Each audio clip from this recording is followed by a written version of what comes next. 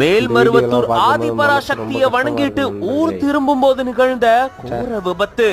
விபத்துல 4 பேர் பலியாகி இருக்கிறது சோகத்தை ஏற்படுத்தியிருக்கு. காய்கறி வாகனத்துல இருந்து கொட்டி கிடந்த காய்கறிகளை மூட்டைகளா தூக்கிட்டு போயிருக்காங்க பொதுமக்கள். கர்நாடக மாநிலம் கோலார் மாவட்டம் உள்பாகல் பகுதியை சேர்ந்த பக்தர்கள் மேல்மருவத்தூர் ஆதிபராசக்தி கோயிலுக்கு போயிட்டு தரிசனம் செஞ்சதுக்கு அப்புறமா ஊர் திரும்பி இருந்திருக்காங்க.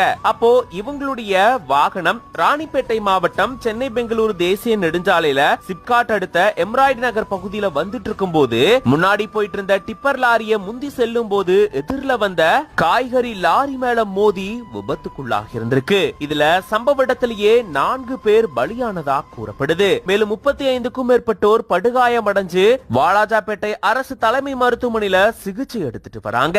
காய்கறி வாகனத்திலிருந்து கொட்டி கிடந்த பல வகையான காய்கறிகளை பொதுமக்கள் போட்டி எடுத்துட்டு போயிருக்காங்க. இந்த விபத்தின் காரணமா இந்த பகுதியில கடும் போக்குவரத்து நெரிசல் ஏற்பட்டிருக்கு. போலீசார் அதை சீர் செய்யும் பணியில ஈடுபட்டு இருந்திருக்காங்க.